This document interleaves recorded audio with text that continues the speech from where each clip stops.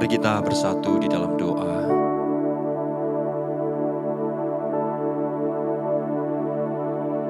Ketika kami menyatakan pujian ini di hadapan-Mu,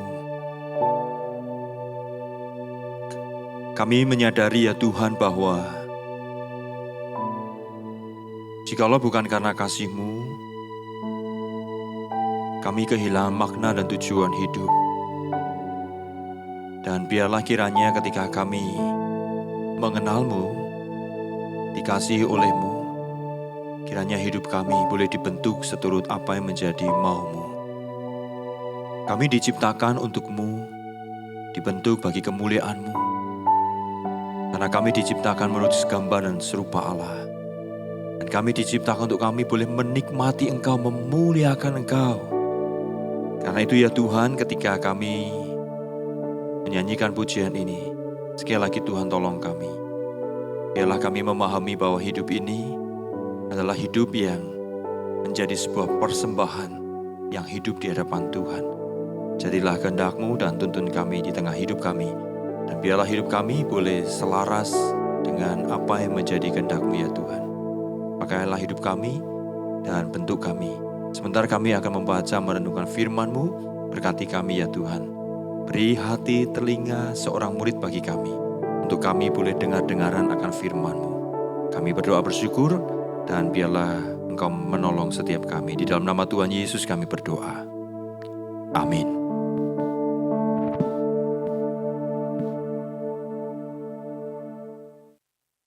Saya agak sedikit miring begini, saudara ya, supaya bisa kelihatan begitu LED-nya. Kalau saya di depan, mungkin yang pas di depan saya ketutupan tulisannya ya. Jadi saya agak miring begini ya. Wah, yang ini yang kasihan. Jadi serba salah ini saya kayaknya. Oke, saudara-saudara yang dikasih Tuhan, kita akan sama-sama merenungkan firman Tuhan.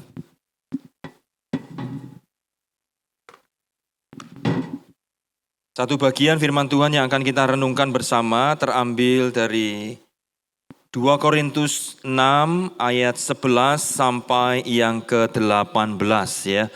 Dengan satu tema yaitu tainted love ya. Nah, mari kita menyimak bagian ini 2 Korintus pasal 6 ayat 11 sampai yang ke-8. Saudara-saudara bisa melihat dari layar LED kita ya. Atau mungkin kalau bawa Alkitab, boleh lihat Alkitabnya. Yang penting bisa diperhatiin begitu. Nah, mari kita lihat bersama-sama ya. Saya akan bacakan untuk kita demikian firman Tuhan. Hai orang Korintus, kami telah berbicara terus terang kepada kamu. Hati kami terbuka lebar-lebar bagi kamu. Dan bagi kamu ada tempat yang luas dalam hati kami. Tetapi bagi kami hanya tersedia tempat yang sempit di dalam hatimu. Maka sekarang supaya timbal balik, aku berkata seperti kepada anak-anakku. Bukalah hatimu, bukalah hati kamu selebar-lebarnya. Janganlah kamu merupakan pasangan yang tidak seimbang dengan orang-orang yang tidak percaya. Sebab persamaan apakah terdapat antara kebenaran dan kedurhakaan? Atau bagaimanakah terang dapat bersatu dengan gelap? Persamaan apakah yang terdapat antara Kristus dan Belial? Apakah bagian bersama orang-orang percaya dengan orang-orang tak percaya? Apakah hubungan bait Allah dengan berhala? Karena kita adalah bait Allah dari Allah yang hidup menurut firman Allah ini. Aku akan diam bersama-sama dengan mereka dan hidup di tengah-tengah mereka. Dan aku akan menjadi Allah mereka dan mereka akan menjadi umatku. Sebab itu keluarlah kamu dari antara mereka dan pisahkanlah dirimu dari mereka, firman Tuhan. Dan janganlah menjamah apa yang najis, maka aku akan menerima kamu. Dan aku akan menjadi bapamu dan kamu akan menjadi anak-anakku laki-laki dan anak-anakku perempuan. Demikianlah firman Tuhan yang maha kuasa. Nah, sampai sejauh itu pembacaan firman Tuhan. Berbahagia kita mendengar, merenungkan, dan melakukan firman Tuhan dalam hidup kita. Nah, saudara-saudara, saya akan memulai dengan satu cerita ketika saya waktu masih remaja, saudara. Saya ada di Semarang ya, saya orang Semarang. Di sini ada enggak orang Semarang? Pak Yusuf, orang mana Pak Yusuf? Oh asli, arek Surabaya. Saya asli dari Semarang, saudara-saudara ya. Saya hijrah ke Surabaya ketika saya ini lulus SMA begitu ya. Mulai lulus SMA saya hijrah ke Surabaya kira-kira tahun 95 kalau nggak salah ya. Sini ada yang lahir tahun 95? Ada juga ya, atau di atas-atasnya malahan ya. Nah saudara-saudara, waktu saya di Semarang, saya ini punya tetangga. Tetangga ini kemudian pas memang bersebelahan rumah, saudara. Tetangga saya ini punya anak perempuan cantik memang. Dia cantik, orangnya juga manis, begitu tingginya cukup baik dan seterusnya. Jadi secara postur tubuh, dia baik-baik, saudara. Mempesona kira-kira begitu. Lalu satu kali saya melihat dia diboncengin oleh seorang pria naik motor. Motor RX King waktu itu ya kalau tidak salah. Masih ingat ada yang punya motor itu mungkin? Ya jadi motornya Yamaha RX King kira-kira seperti itu. Nah kami para tetangga itu melihat pasangan ini luar biasa. Pertama ceweknya cantik, cowoknya kira-kira apa? Kaya. Cowoknya ganteng, Bapak ya, saudara-saudara ya. Jadi waktu itu kami melihat tetangga itu merasa gini, cocok katanya gitu ya. Kenapa? Pacaran memang ceweknya cantik, laki-lakinya juga ganteng. Mereka pacaran kira-kira kurang lebih 5 tahun. Tetapi satu masa kemudian sang cowok ini pergi ke luar negeri untuk kuliah. Singkat cerita 2 tahun berlalu, kami ini merasa heran. Tiba-tiba sang wanita ini sudah boncengan dengan cowok yang berbeda. Nah, waktu lihat begitu kita ini kaget. Loh, kok lain cowoknya sekarang? Nah, mungkin teman ya. Tapi boncengan terus, kira-kira begitu ya. Nah, akhirnya kita ini desus, kabar angin lah, apa dan sebagainya kami mendengar begini. Oh, setahun yang lalu. Dia sudah diputusin, cowoknya yang pergi ke luar negeri. Cowoknya yang pergi ke luar negeri itu ternyata dia sudah punya wanita lain. Saudara-saudara, kalau kita sebagai teman wanita ini, kira-kira kita punya respon seperti apa? Saya mau respon yang sebelah sana dah. Ada yang kenal gak namanya? Saya nggak kenal ya. Yang kenal Steven ya. Kira-kira kayak apa ini? Kalau kita ketemu orang begitu ya, kita punya teman, kita ini adalah teman dari si cewek ini, teman baiknya begitu ya. Lalu mungkin kita kenalan dengan cowoknya tadi. Cowoknya ternyata setelah pacaran 5 tahun, 1 tahun di luar negeri, ternyata ditinggalin ceweknya ini. Kira-kira perasaan Steven apa? Puji Tuhan Pak, ada ban serepnya Pak, kira-kira gitu kan. Perasaannya kayak apa? Sedih ya, sedih, mangkel, kesel, tak jitak kalau bisa, kira-kira gitu ya. Sudah 5 tahun pacaran kamu tinggalin dia dan kamu tidak ada masalah apa-apa, cuman bilang sorry kita nggak cocok, saya nggak bisa pulang lagi ke Indonesia. Dan menjajaki kehidupan yang baru di sana. Kita sebagai temannya pasti kesel. Saya yakin saudara, setiap kita, kalau kita punya teman yang digituin, respon kita adalah pasti tidak senang ya. Apa respon kita terhadap orang yang tidak setia terhadap pasangannya atau pengkhianat cinta, kira-kira begitu. Pasti mangkel, kurang ajar nih ya, kira-kira begitu. Nah saudara-saudara, coba bayangkan apa yang ada di hati Paulus hari itu. Paulus itu hari itu adalah orang yang mendirikan jemaat di Korintus. Tetapi Paulus ini juga punya hati yang prihatin terhadap jemaat di Korintus hari itu. Punya hubungan yang tidak begitu harmonis. Kenapa saudara-saudara? Karena jemaat Korintus nampaknya adalah jemaat yang kemudian membuat Paulus itu ngelus dodo lah bahasanya begitu. Membuat Paulus itu prihatin. Kenapa? Karena jemaat Korintus ternyata tidak berkomitmen sungguh-sungguh atau kurang komitmen kepada Yesus Kristus sebagai satu-satunya Tuhan dan kepala gereja, dan tampaknya mereka juga tidak setia untuk hidup sesuai ajaran Kristus hari itu. Kenapa saudara Paulus sampai sedemikian? Coba kita lihat 2 Korintus 11 ayat 2 sampai yang keempat. Di sana dikatakan begini saudara, Paulus berkata begini. Sebab aku cemburu kepada kamu dengan cemburu ilahi. Kenapa? Kok Paulus itu sampai prihatin dengan jemaat di Korintus?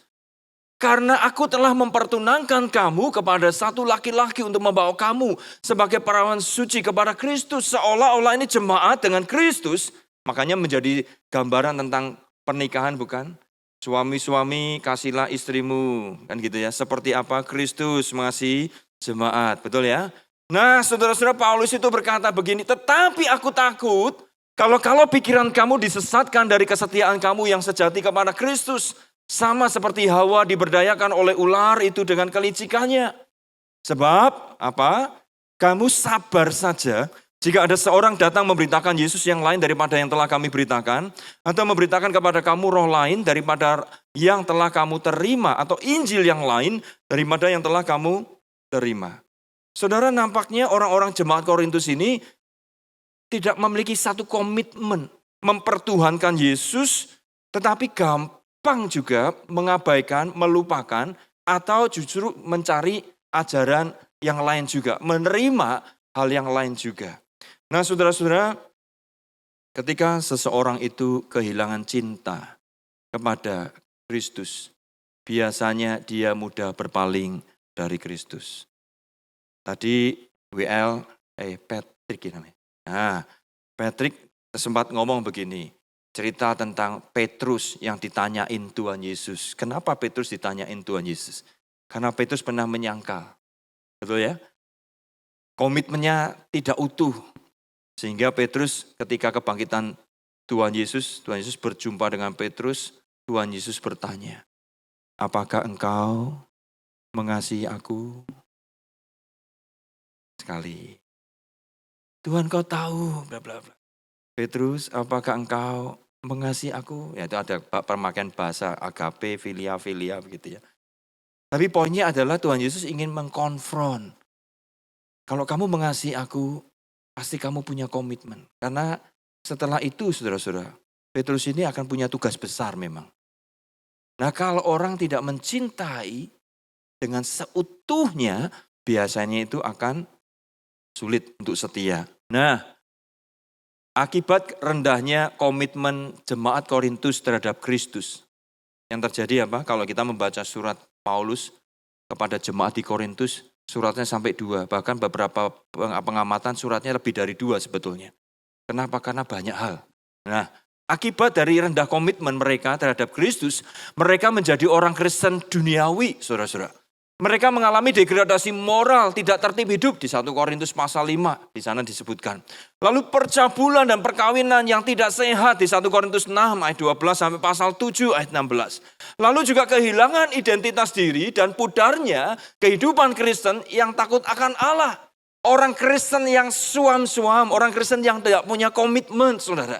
Orang Kristen yang pergi ke gereja misalkan begitu ya, pergilah kalau pas senang, kalau nggak senang nggak pergi gereja. Pergi ke gereja kenapa, siapa WL-nya? Oh, Pak Patrick. Nah, Pak Patrick manggilnya gitu ya.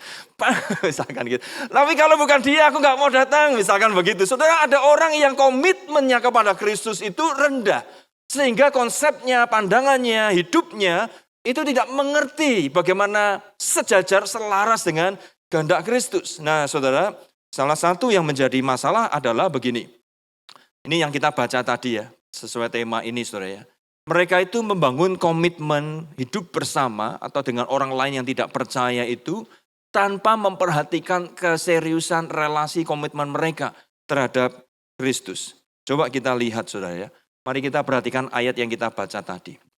Saudara, Paulus itu mengawali dengan perasaan begini.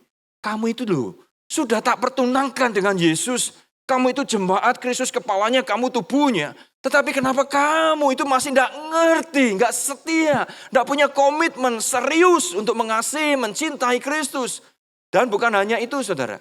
Tetapi ternyata Paulus sendiri tidak diterima dengan lapang dada. Maka Paulus memulai ayat dengan, hai orang Korintus. Ini bahasa yang ya kayak menyentak begitu Bapak saudara-saudara ya.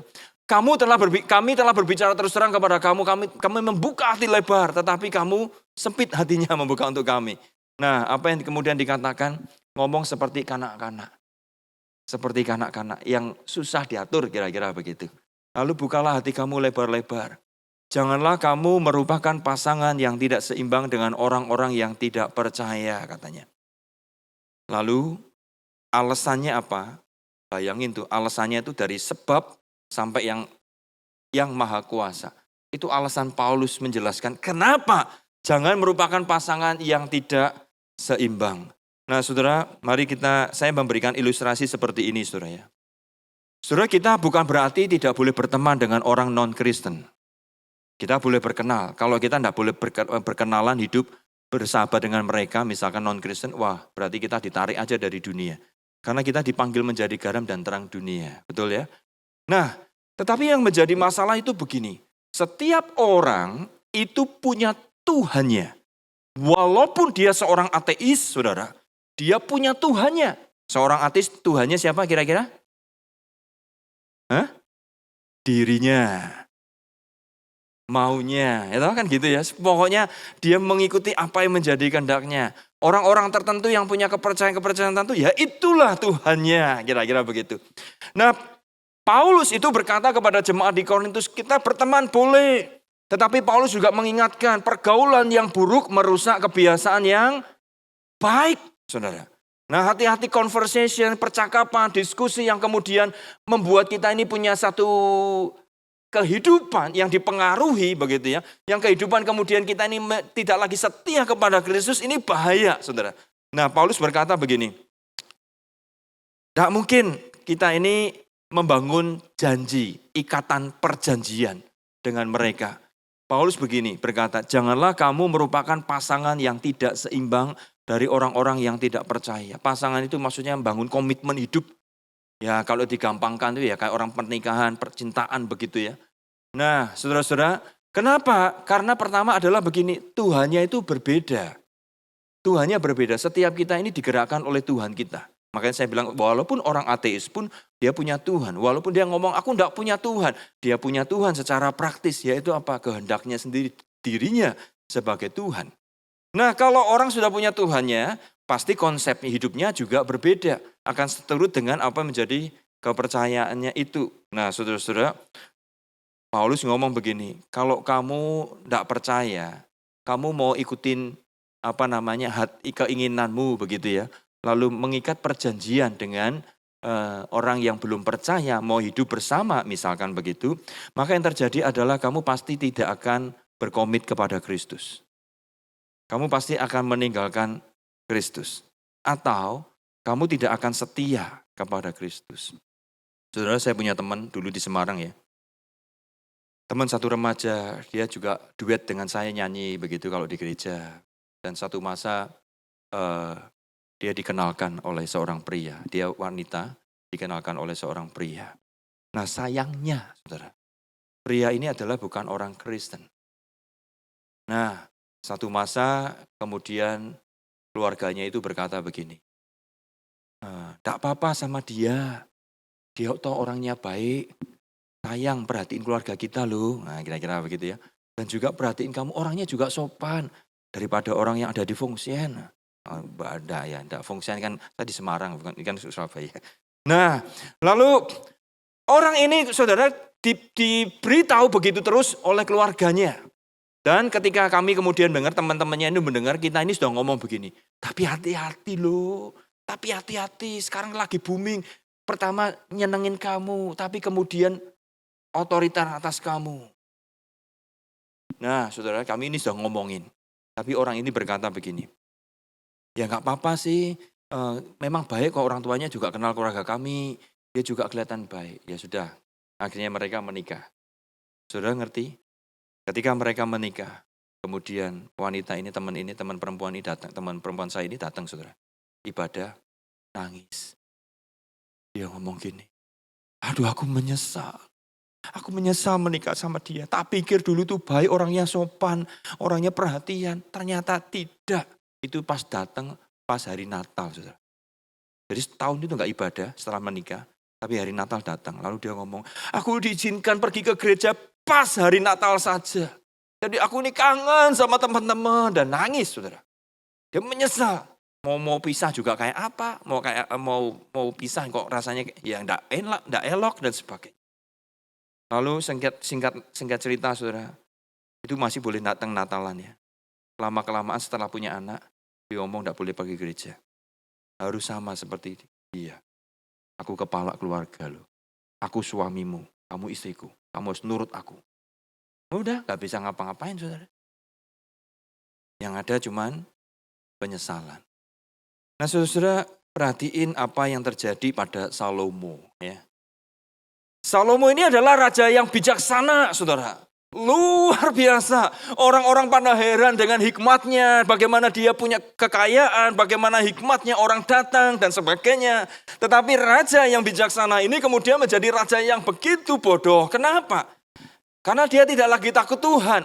Hatinya yang berpaut kepada Tuhan itu bergeser, berpaut kepada orang yang dicintainya. Coba kita lihat 1 Raja-Raja 11 ayat 2 dan ayat 1 dan 2. Di sana dikatakan begini, saudara-saudara. Adapun Raja Salomo mencintai banyak perempuan asing. Di samping anak Firaun, ia mencintai perempuan-perempuan Moab, Amon, Edom, Sidon, dan Het. Padahal tentang bangsa-bangsa itu Tuhan telah berfirman kepada orang Israel. Apa? Baca sama-sama. 2, 3. Janganlah kamu bergaul dengan mereka. Dan mereka pun janganlah bergaul dengan kamu. Sebab sesungguhnya mereka akan mencondongkan hatimu kepada Allah-Allah mereka. Hati Salomo telah berpaut kepada mereka dengan cinta. Memang susah saudara. Kalau sudah namanya bucin. Saya tahu tuh bucin toh? Apa itu bucin? Buta cinta ya. Itu katanya begini, kalau orang sudah bucin itu kayak kerbau diconyok hidungnya begitu, ditarik kemana ngikut ya. Katanya begitu ya. Jadi saudara-saudara, Salomo yang begitu luar biasanya, padahal dia punya kedudukan, dia punya hikmat, tetapi cintanya yang tadinya kepada Tuhan, itu nampaknya bergeser saudara. Sehingga berpaling dari Tuhan dan dia mencintai wanita-wanita lain yang kemudian mencondongkan hatinya kepada ilah-ilahnya. Yang terjadi akhirnya apa? Salomo memberontak sama Tuhan. Kerajaannya dipecah jadi 2. Sejak itulah kita melihat bangsa Israel kerajaannya kacau balau ya. Nah saudara kembali kepada Paulus tadi berkata begini ya. Kamu tidak bisa merupakan pasangan seimbang karena ingat hidupmu itu punya filosofinya, hidupmu punya keyakinannya dan orang lain juga berbeda. Nah tetapi yang menjadi masalah ketika demi cinta seperti Salomo tadi ya. Demi cinta seseorang rela kehilangan Kristus daripada orang yang dicintainya. Maka yang terjadi pasti, ya ini, ya demi cinta, orang itu akan rela kehilangan Kristus daripada yang dicintainya. Saudara, ini bukan hanya tentang Kristus sih saudara, tapi tentang apapun ya. Kalau kita mencintai sesuatu, kesetiaan kita sama Tuhan, tapi kita juga mencintai yang lain, itu pasti kita akan tidak setia. Contoh, Alkitab berkata begini, kamu tidak mungkin mencintai Allah dan mencintai Mamon misalkan. Kita tidak mungkin percaya kepada Kristus sebagai Tuhan satu-satunya juru selamatku Pak. Tetapi ternyata kita dalam hidup juga mencintai dunia ini, tidak mungkin. Maka itulah sebabnya Petrus ditanyain sebelum Petrus mendapat tugas lebih lanjutnya. Apakah kamu mencintaiku? Ternyata dalam tradisi gereja katanya, Petrus itu waktu ada terjadi penganiayaan di Roma, Petrus itu lari loh. Tapi satu kali ketemu Tuhan Yesus di jalan katanya. Yaitu gambaran atau satu momentum gitu. Lalu ada muncul pertanyaan gini, quo vadis Peter.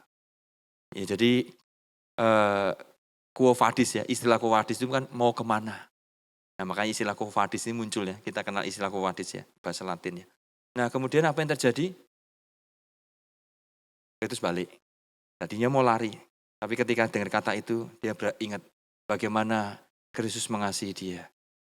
Makanya Petrus kemudian disalib bukan seperti Tuhan Yesus, tapi salibnya dibalik. Dia nggak layak katanya. Nah saudara-saudara, kita lihat ya dari bagian ini, hari ini bagaimana hati kita kepada Tuhan. Kalau sungguh dia Kristus satu-satunya Tuhan dan Juru Selamat kita, mari kita mengasihi dia dengan segenap hati kita. Orang Korintus gagal. Karena apa? Karena tidak mengasihi baik-baik kepada Kristus. Nah, pertanyaannya adalah gini. Mengapa kita tidak boleh membangun komitmen kehidupan pernikahan dengan mereka yang belum dalam Kristus? Belum dalam Kristus, saudara ya. Kenapa? Yang pertama, Tuhan dan pandangan hidup yang berbeda. Itu masalahnya. Mereka dapat menarik orang percaya kehilangan kasih dan komitmennya kepada Kristus seperti Salomo contohnya. Saudara, saya yakin saudara ketika kita tidak setia sama Kristus, kita pasti akan berpaling dari dia. Demi apa yang kita cintai. Nah, saya tertarik dengan orang ini saudara. Saudara pasti kenal orang ini nih. Kenal?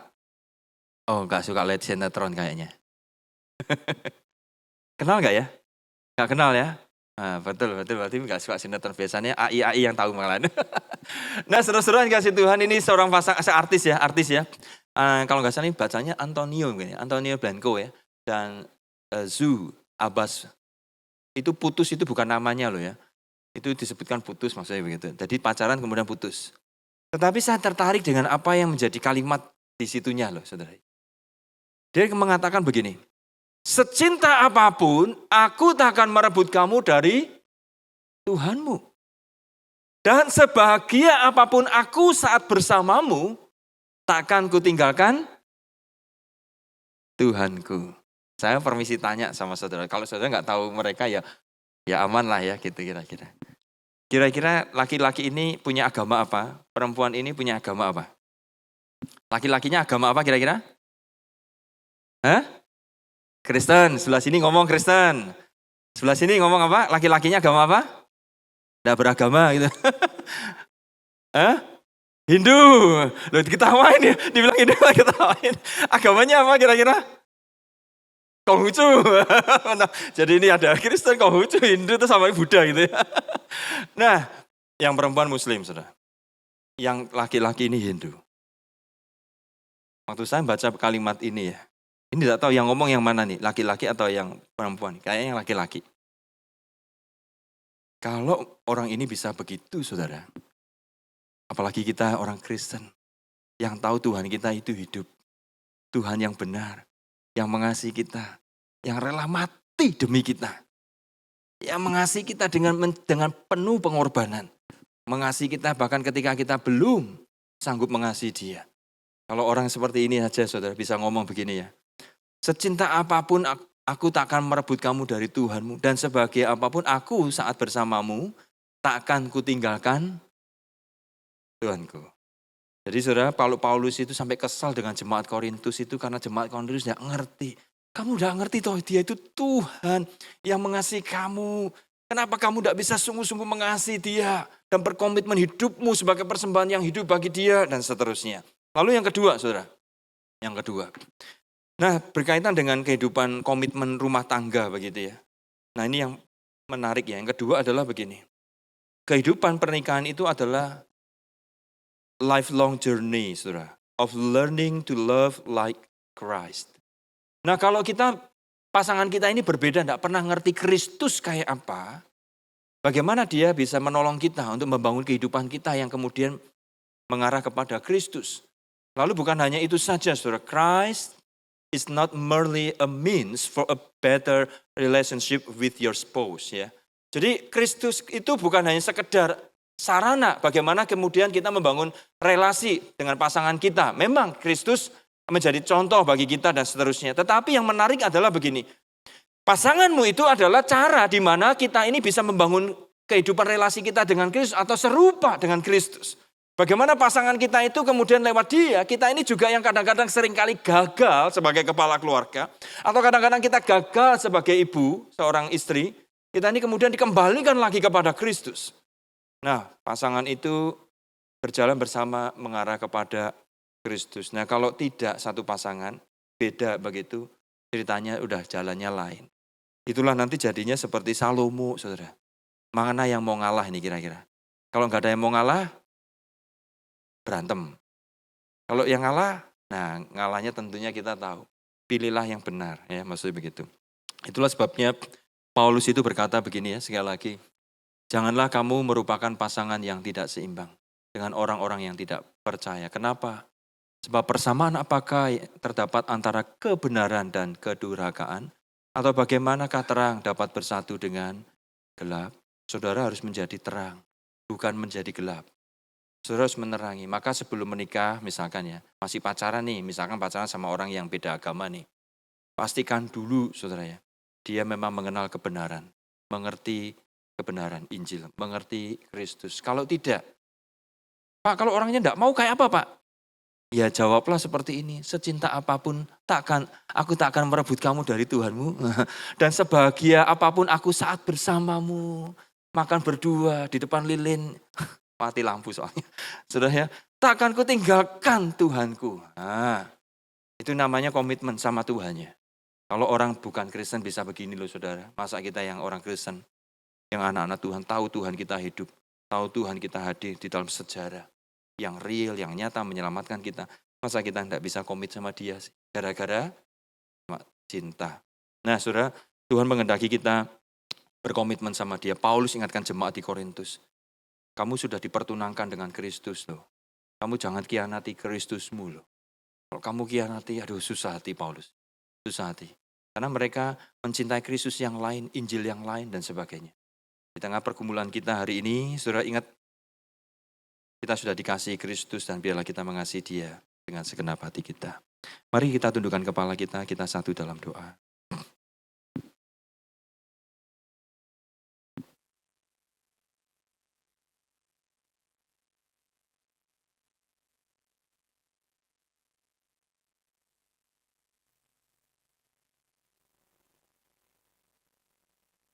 Tuhan, kami ini seringkali lupa akan kasih-Mu. Kami tidak memberi hati kami terbuka lebar-lebar bagi karya-Mu. Kami seringkali meletakkan Engkau jauh dari apa yang menjadi cara dan jalan kami. Kami memang mengakui Engkau sebagai Tuhan, satu-satunya Tuhan dan Juru Selamat kami. Tuhan Yesus, tolonglah kami. Kami seringkali lupa bahwa Engkau begitu mengasihi kami. Engkau menderita bagi kami. Tapi kami seringkali gagal mencintai Engkau, mengasihi Engkau dengan segenap hati kami. Kadang cinta kami beralih kepada yang lain. Bukan hanya persoalan percintaan kami, tapi juga yang lain. Di tengah hidup ini kadang kami mencintai apa yang menyukai kami, menyukakan kami, menyenangkan kami, membuat kami itu bisa merasakan satu nilai atau berbangga, padahal nilai dan tujuan hidup kami dan segalanya kami sudah temukan. Dan itu diberikan oleh-Mu, ya Yesus Tuhan, yang sudah mati dan bangkit bagi kami. Kami ini manusia berdosa, hati kami cenderung pada yang dosa, yang salah. Seringkali kami berpaling daripada-Mu. Tuhan tolonglah kami untuk kami setia mengenal Engkau, karena kami tahu masa depan hidup kami pun di tangan-Mu. Jikalau untuk hidup ini, hidup yang sudah jatuh dalam dosa ini, Engkau rela menderita dan mati bagi kami. Kasih-Mu begitu besar ketika kami masih berdosa, apalagi ketika kami sudah menjadi anak-anak Tuhan, milik-Mu.